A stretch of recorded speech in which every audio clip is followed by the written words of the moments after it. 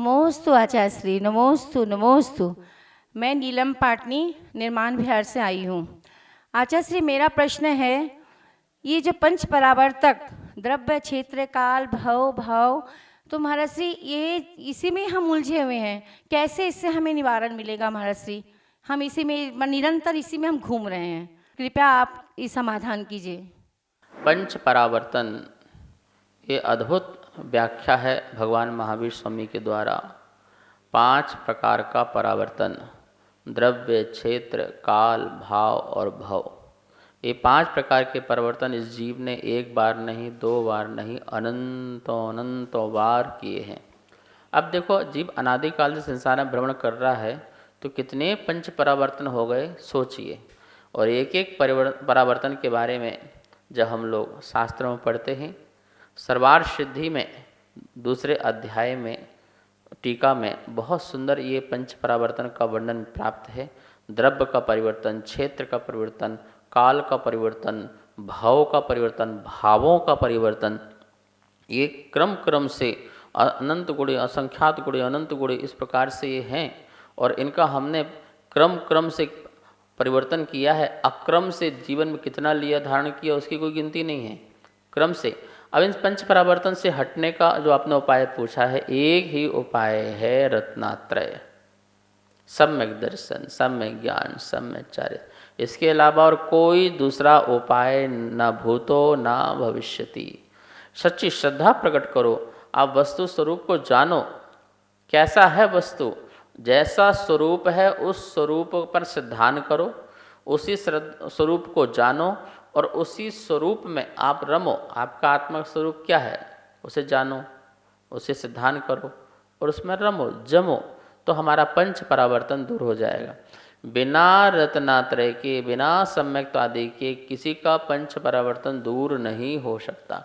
मिथ्यात्व के कारण ही तो पंच परावर्तन हो रहे हैं। अनादि से जो भ्रमण हमारा संसार में हो रहा है, 4 गति 84 लाख योनि में जन्म आदि सब हो रहा है, ये सिर्फ और सिर्फ अज्ञानता और मिथ्यात्व का 2 ही कारण हैं। यदि अज्ञानता और मिथ्यात्व समाप्त हो जाए तो हमारा पंच परावर्तन निश्चित ही दूर हो सकता है, हम उससे हट सकते हैं। पंच परावर्तन का वर्णन सुनते ही जो है बिल्कुल बुद्धि जो है ऐसे काम करती है कि क्या हो गया, ऐसा जीवन हमने जिया है, ऐसे क्रम क्रम से हमने एक भी द्रव्य नहीं छोड़ा जिसको भोगा ना हो, ऐसा कोई स्थान नहीं जहाँ जन्म न लिया हो क्रम से, ऐसा कोई काल नहीं, समय नहीं जिसमें हमने जन्म मरण न किया हो, ऐसा कोई भाव नहीं जिसमें हमने गए ना हो, और ऐसा कोई भाव नहीं हमने जो योग और कषाय का हमने पूरा ना किया हो। ओहो, ऐसा हमने कितनी बार किया, अब हमको नहीं करना है। हमने ठान लिया है हम रत्नात्रय को धारण करें। मनुष्य पर्याय है, चारित्र को धारण करो, संयम को धारण करो, जिसके प्रभाव से ये पंच परावर्तन दूर हो सकते हैं। मेरा नाम रजनी जैन है, मैं आई हूँ मधुबन से। मेरा प्रश्न ये है, जो हमारे शरीर में वेदना होती है वो कौन से कर्म उदय से होती है? शंका का समाधान कीजिए महाश्री। शरीर में अनेक प्रकार की वेदनाएं उत्पन्न हो जाती हैं, रोग उत्पन्न हो जाते हैं। शास्त्रों में लिखा है 5,68,99,584 इतने प्रकार के शरीर में रोग उत्पन्न हो सकते हैं और तत्संबंधी वेदनाएं उत्पन्न हो सकती हैं। महानुभाव, ये जो वेदना है ये हमारे आसाता वेदनी कर्म के उद्देश्य होती हैं। आसाता वेदनी कर्म इस प्रकार से हम बांधते हैं जिससे शरीर संबंधी कष्ट और बाह्य संसाधनों संबंधी कष्ट की हमें प्राप्ति होती है। बाहर के संसाधन अच्छे नहीं मिलते हैं तो दुख मिलता है, बाहर का द्रव्य क्षेत्र काल भाव न मिले तो दुख मिलता है, और इसी प्रकार से शरीर में अनेक प्रकार के रोग उत्पन्न हो तो फिर बीमारियां आदि उत्पन्न होंगी, उससे दुख मिलता है। इसलिए हमें अपने आसाता कर्मों की निजरा करना चाहिए। कैसे करें अपने आसाता कर्मों की निजरा? पुण्य धर्म करके। आप पुण्य का धर्म करो, आप गुणवान जो हैं उनकी आप अनुमोदना करो, उनकी आप प्रशंसा करो, आप उनकी स्तुति गाओ, सच्चे परमात्मा की आराधना करो, भक्ति करो। भक्ति से सुंदर रूप मिलेगा, आरोग्य शरीर मिलेगा। आरोग्य नाम लाहम दिंतुन सामाहिम च मोहिम। कुंदकुंद स्वामी बोलते हैं, मेरे भक्ति का फल मेरा आरोग्यता का शरीर प्राप्त हो। मुझे सच्चा ज्ञान की प्राप्ति हो, ऐसा कुंद कुंद स्वामी कहते हैं, तो निश्चित ही कि भक्ति से आरोग्यता की प्राप्ति होती है। शास्त्रों में भी लिखा हुआ है, गंधोदक का प्रभाव, भक्ति का प्रभाव, हमारी स्तुति का प्रभाव। आप देखिए, एक ही भाव स्त्रोत में आचार्य बादीराव सिंह ने क्या स्तुति की पारसनाथ भगवान की, जिससे उनके शरीर का कुष्ठ रोग दूर हो गया।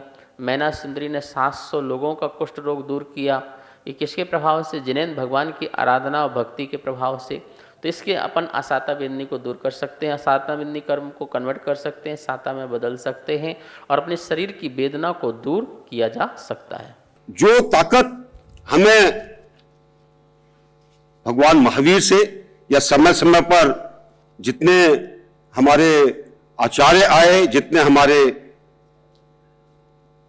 हमें बताने के लिए, मार्गदर्शन करने के लिए आए, उन सब ने एक ही चीज कही है, समाज को जोड़ो, समाज की विषमताओं को कम करो, और इसी से, समाज से जब जुड़ेगा तभी जाकर हम विश्व के अंदर अपना वर्चस्व स्थापित कर सकते हैं।